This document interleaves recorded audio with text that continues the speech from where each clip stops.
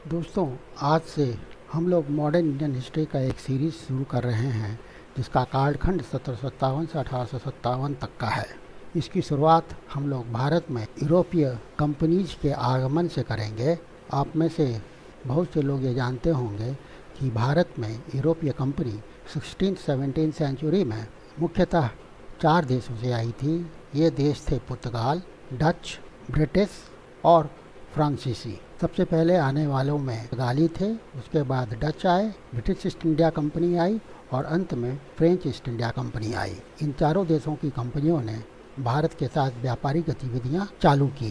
दोस्तों, सबसे पहले आने वाली कंपनी पुर्तगाल की थी। जब वास्को डी गामा ने 1498 में कालीकट आने का एक ऑल्टरनेटिव समुद्री मार्ग खोज लिया, तब से भारत में पुर्तगाली व्यापारियों का आना जाना शुरू हुआ और व्यापारिक गतिविधियां चालू हुई। वास्को डी गामा 8 जुलाई 1497 को लिस्बन से चला और सेंट्रल अटलांटिक ओशन में केप वर्डे होते हुए Sierra Leone, Great Fish River या ईस्टर्न केप जो साउथ अफ्रीका में है, वहाँ से होते हुए मोजाम्बिक आया। मोजाम्बिक से मोम्बासा आया जो कि कीनिया के नज़दीक है, और फिर मालिंदी आया जो कि कीनिया में ही है, और वहाँ से अंत में कपाडू आया जो कि कालीकट के नज़दीक है। इस तरह से वास्को डी गामा ने एक वैकल्पिक समुद्री मार्ग का पता किया भारत आने के लिए। इसी कारण से वास्को डी गामा को ambassador of the Indian seas भी कहा गया है। आज के वीडियो में हम लोग जानेंगे कि पुर्तगालियों का भारत में कौन कौन सा मेजर सेटलमेंट्स था। फिर ये जानेंगे कि पुर्तगाली के जिन गवर्नरों ने भारत में 16वीं शताब्दी में प्रमुख भूमिका निभाई, उनके बारे में जानेंगे। तीसरा, हम लोग इसमें पुर्तगाली शासन की विशेषताओं का विवेचना करेंगे। पुर्तगालियों का मुगलों के साथ कैसा संबंध था, ब्रिटिश ईस्ट इंडिया के कंपनी के साथ कैसा संबंध था और डच ईस्ट इंडिया कंपनी के साथ कैसा संबंध था, इसका भी विश्लेषण करेंगे। हम लोग चीनों की असफलता के कारणों पर प्रकाश डालेंगे और अंत में हम लोग पुर्तगालियों का भारत के आधुनिक इतिहास में क्या योगदान है उस पर भी चर्चा करेंगे।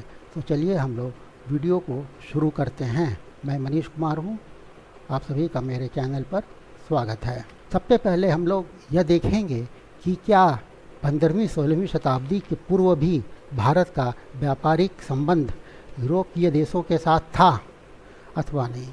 भारत का प्राचीन काल से ही यूरोपीय देशों के साथ व्यापारिक संपर्क रहा है। इंडस वैली सिविलाइजेशन से ही भारत का व्यापारिक संपर्क यूरोप से प्रत्यक्ष या अप्रत्यक्ष रूप से रहा है। जब सिंधु घाटी की सभ्यता के दौरान 3000 ईसा पूर्व से लेकर के 600 ईसा पूर्व तक भारत का व्यापारिक संपर्क मेसोपोटामिया की सभ्यता के माध्यम से यूरोपीय देशों के साथ था। उसी प्रकार से 600 ईसा पूर्व से लेकर के या 3rd सेंचुरी एडी आने तक भारत का व्यापारिक संपर्क इंडो रोमन साम्राज्य के साथ रहा। 200 एडी से लेकर के 600 एडी तक भारत का व्यापारिक संपर्क इंडो रोमन साम्राज्य के साथ अर्थात ईस्टर्न रोमन एम्पायर के साथ था। इसका अर्थ यह हुआ कि भारतीय उपमहाद्वीप और यूरोप व भूमध्य सागर के रोमन साम्राज्य के बीच व्यापार संबंध था। 2री से 6ठी शताब्दी ईस्वी के दौरान ग्रीक और रोमन व्यापारी अक्सर भारत आते जाते रहते थे। इन व्यापारिक संबंधों के शिलालेख या रॉक एडिक्ट, पुरातात्विक अवशेष या आर्कियोलॉजिकल रिमेन, सिक्कों और साहित्यिक ग्रंथों में प्रमाण मिलते हैं। मध्यकाल में भारत और दक्षिण पूर्व एशिया तथा यूरोप के बीच व्यापार मुख्य रूप से 3 मार्गों से होता था।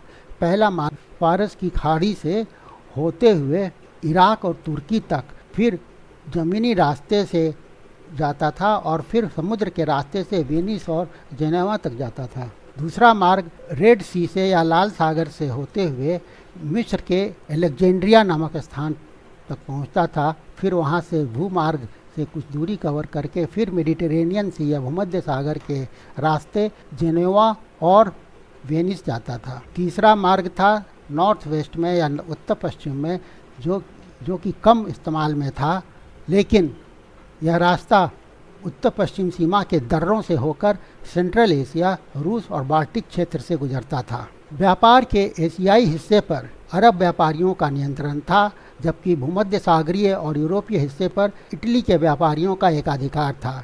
15वीं शताब्दी में विशेष रूप से जब 1453 में कॉन्स्टेंटिनोपल का पतन हुआ, उसके बाद पुराने व्यापारिक रास्ते तुर्की के नियंत्रण में आ गए थे। वेनिस और जेनेवा के व्यापारियों का यूरोप और एशिया के बीच की व्यापार पर चूंकि एकाधिकार था, इसलिए वे पश्चिमी यूरोप के किसी अन्य देश, खासकर स्पेन और पुर्तगाल को पुराने व्यापारिक रास्तों से होने वाले व्यापार में हिस्सा नहीं लेने देते थे।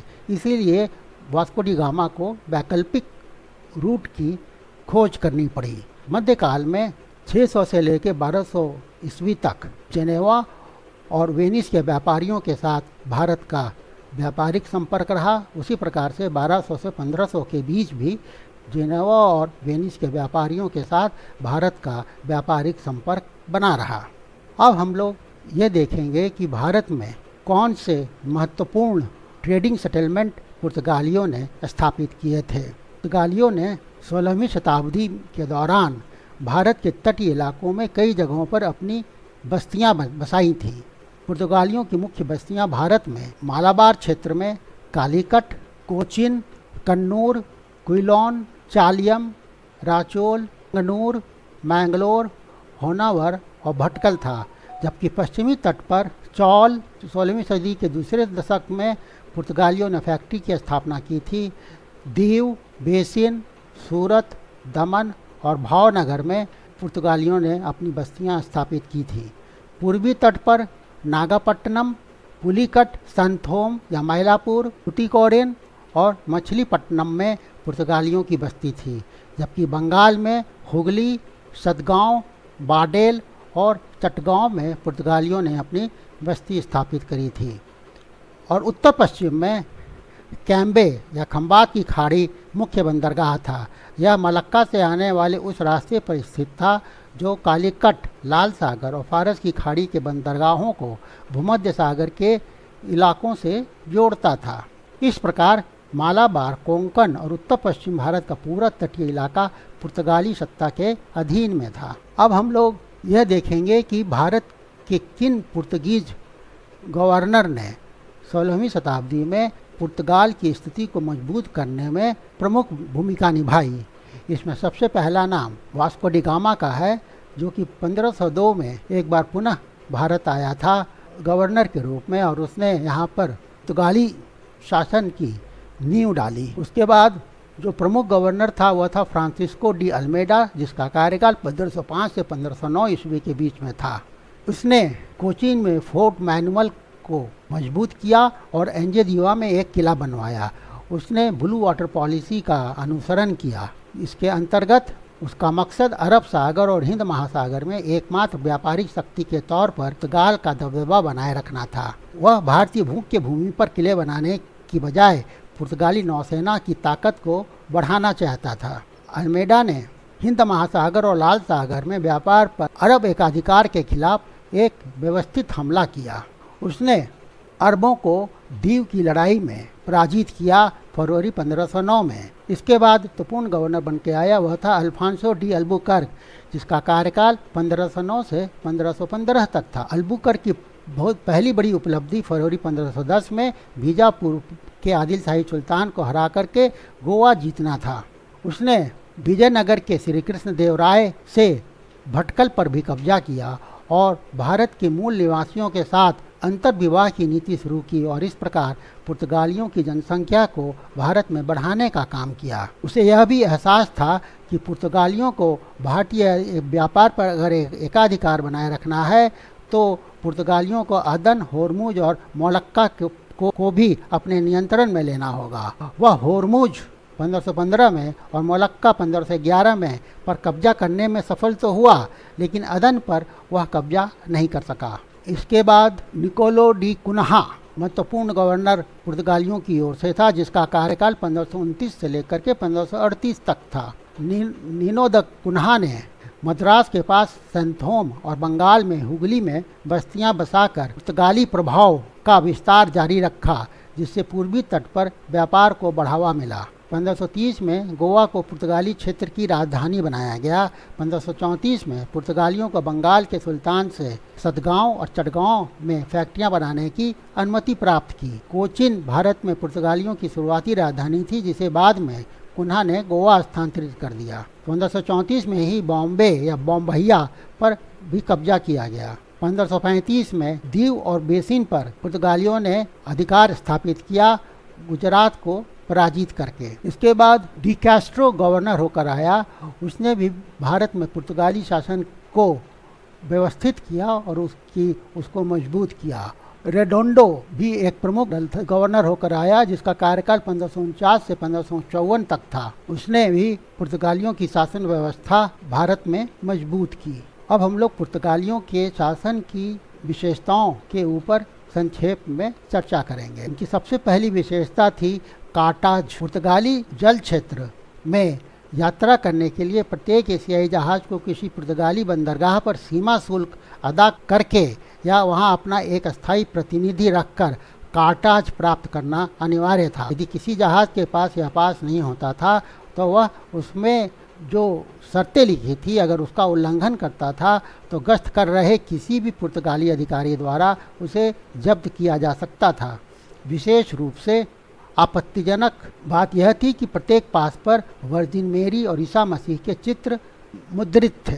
इनकी दूसरी विशेषता यह थी कि पुर्तगाली अक्सर अपने प्रभाव क्षेत्र के आसपास के क्षेत्रों में लूट और प्लंडर की एक्टिविटी किया करते थे, लूटपाट मचाया करते थे, जिससे उनका शासन या वे अलोकप्रिय हो रहे थे। तीसरा, वो बलपूर्वक भारतीय लोगों को ईसाई धर्म मानने को मजबूर कर रहे थे, इससे भी उनकी लोकप्रियता घटी। एक और जो महत्वपूर्ण पहलू पुर्तगाली शासन का था वह था कि वे भारत के राज्यों के आपसी झगड़े में हस्तक्षेप किया करते थे। इसका संदर्भ कालीकट का लिया जा सकता है। अब हम लोग यह देखते हैं कि भारत से पुर्तगालियों ने किन वस्तुओं का निर्यात किया और भारत में यूरोप से किन वस्तुओं का आयात किया। तो जहाँ तक निर्यात का संबंध है, भारत से मसालों में मालाबार तट से काली मिर्च, अदरक, दालचीनी, इलायची, जावित्री, जायफल और कई जड़ी बूटियां निर्यात की गईं। उसी प्रकार से सफ़ेद और लाल चंदन, हरड़ या माइरोब्लान, मलमल, छींट जैसे खास तरह के कपड़े, सीलिंग वैक्स, नील, जटामसी, इमली, सुपारी, हाथीदांत, कपड़े और हल्दी का भी निर्यात भारत से यूरोपीय देशों में किया गया। गुलाम भी निर्यात के एक प्रमुख व्यापारिक वस्तु बन गए थे। जिन वस्तुओं का इंपोर्ट वहाँ से किया गया वे थे सोना, चांदी, मूंगा, तांबा, गहरा लाल रंग, पारा, सिंदूर, ब्रोकेड, मखमल, कालीन, केसर, सिक्के, गुलाब जल और कई तरह के कपड़े। व्यापार का संतुलन भारत के पक्ष में था। अब हम लोग देखते हैं मुगलों और पुर्तगालियों के आपसी संबंध कैसे थे।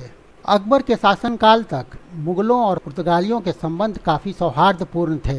हालांकि 1565, 1569 और 1582 में जरूर युद्ध की संभावना बढ़ी थी।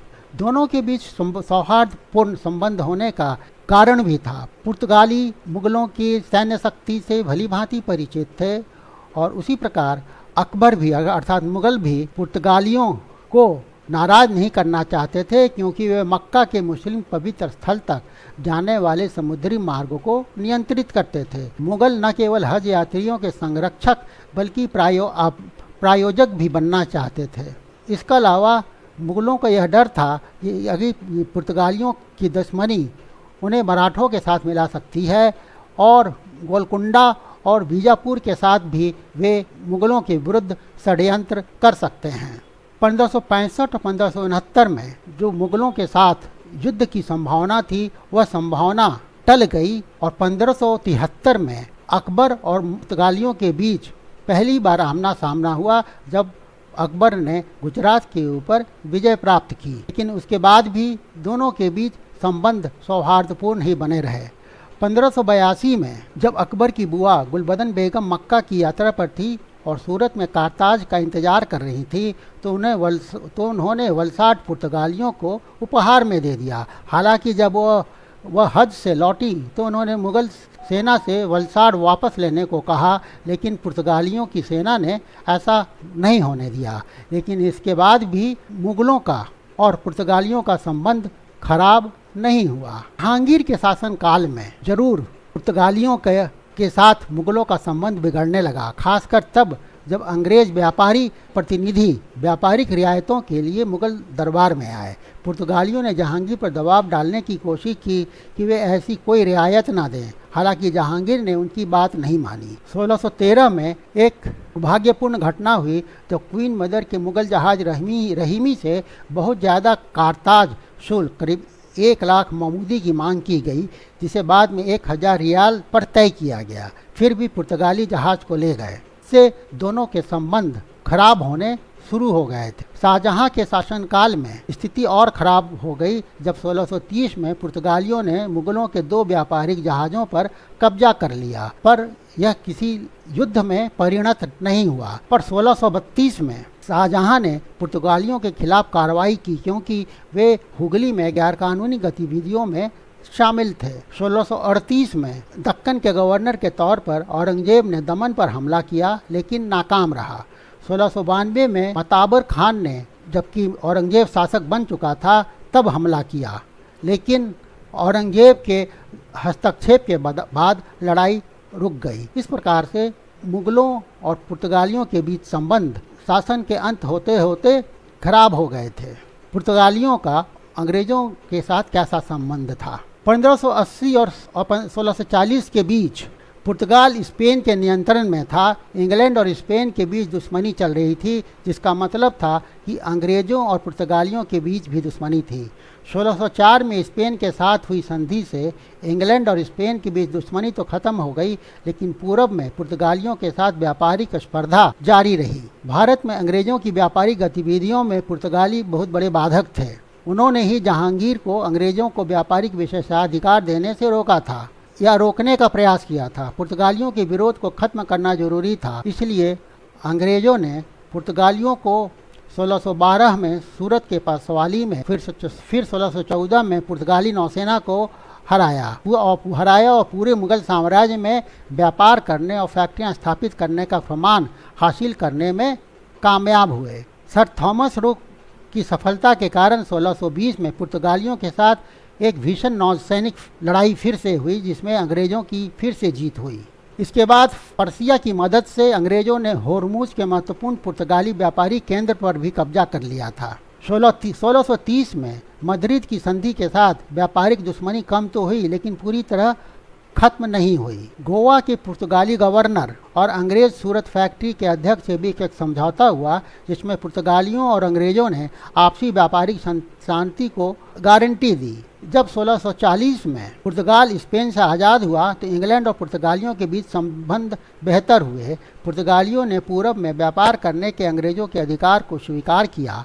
इंग्लैंड के राजा चार्ल्स II को कैथरीन ऑफ बरगैंजा से शादी करने पर दहेज के रूप में बॉम्बे दिया गया। 1661 में एक संधि करना आसान हो गया, जिसके तहत अंग्रेज डच के खिलाफ पुर्तगालियों का समर्थन करने के लिए सहमत हुए। बाद में बॉम्बे को ब्रिटिश ईस्ट इंडिया कंपनी को 50,000 पाउंड में सौंप दिया गया। पुर्तगालियों का डच ईस्ट इंडिया कंपनी के साथ कैसा संबंध था?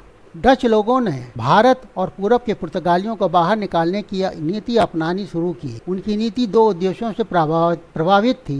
पहला, पुर्तगालियों से बदला लेना, जो स्पेन के सहयोगी थे, क्योंकि उस देश और स्पेन डच की आज़ादी का दुश्मन था। और दूसरा, पूरब में मसालों के व्यापार पर एकाधिकार करना। उन्होंने 1605 में पुर्तगालियों को हराकर एम्बोयना पर कब्जा कर लिया। 1636 और 1639 के बीच डच ने गोवा में पुर्तगालियों पर हमला किया और 1641 में मलक्का पर भी कब्जा कर लिया। 1658 तक उन्होंने सिलोन से भी पुर्तगालियों को सभी केंद्रों से खदेड़ दिया। मसालों के फायदेमंद व्यापार से आकर्षित होकर वे जावा, सुमात्रा और मलक्का के द्वीपों पर आए थे। पूरा मलय द्वीप समूह उनका राजनीतिक और आर्थिक केंद्र बन गया। मद्रास के पास नेगापट्टम में हुई एक अहम सैन्य लड़ाई में डचों ने पुर्तगालियों को हराकर दक्षिण भारत पर अपना दबदबा भी स्थापित कर लिया। 1671 तक उन्होंने मालाबार तट पर पुर्तगाली किलों पर कब्जा कर लिया।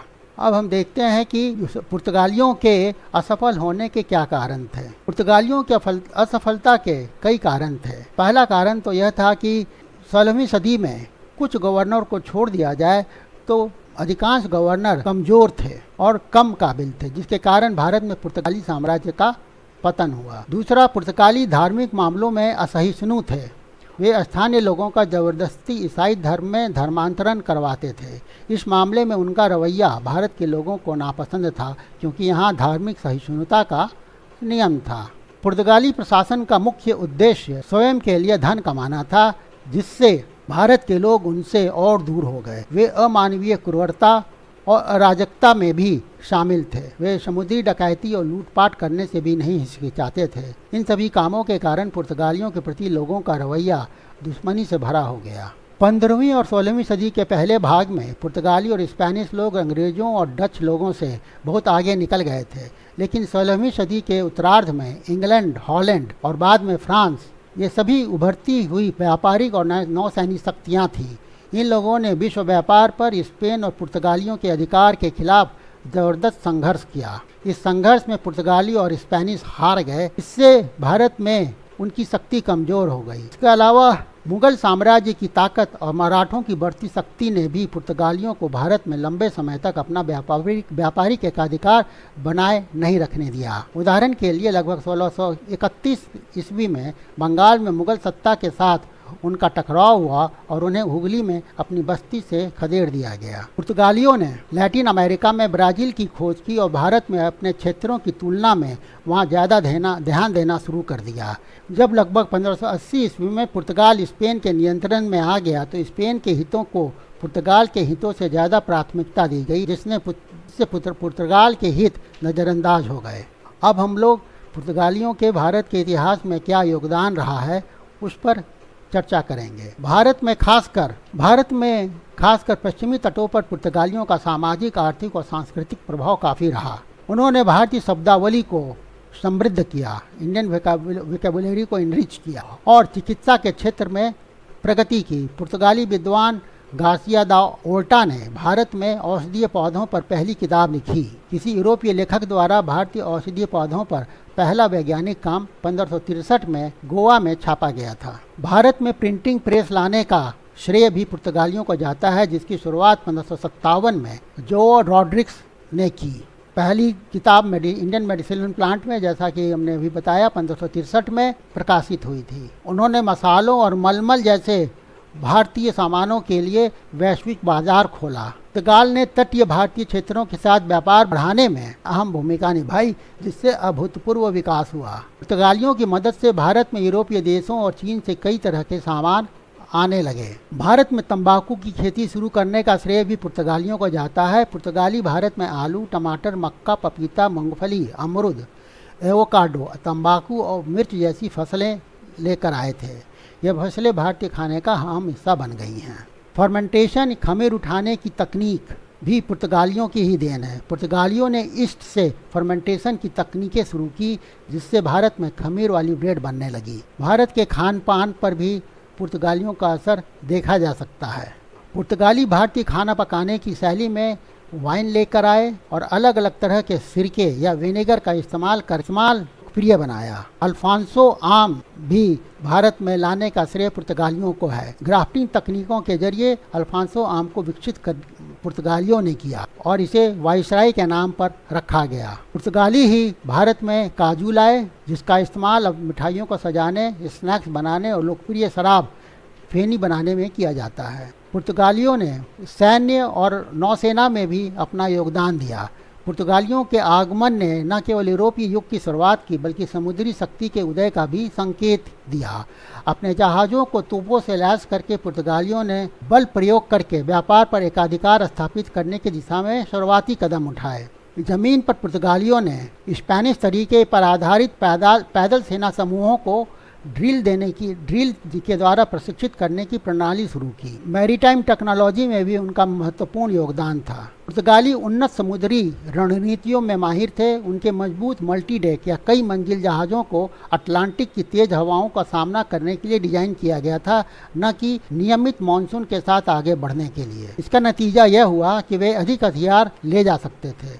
वास्तुकला के क्षेत्र में भी उनका योगदान सराहनीय था। पुर्तगालियों का भारतीय वास्तुकला पर गहरा प्रभाव पड़ा, खासकर धार्मिक वास्तुकला पर, जिसे पश्चिमी और दक्षिण भारत में गैथिक वास्तुकला के रूप में जाना जाता है। उन्होंने पश्चिमी तट पर मैनुअलिन वास्तुकला की शैली का भी प्रचार किया, जिसे लेट गैथिक भी कहा जाता है।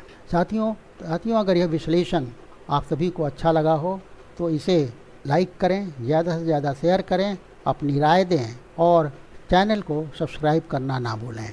Thank you for watching. मिलते हैं नेक्स्ट वीडियो में।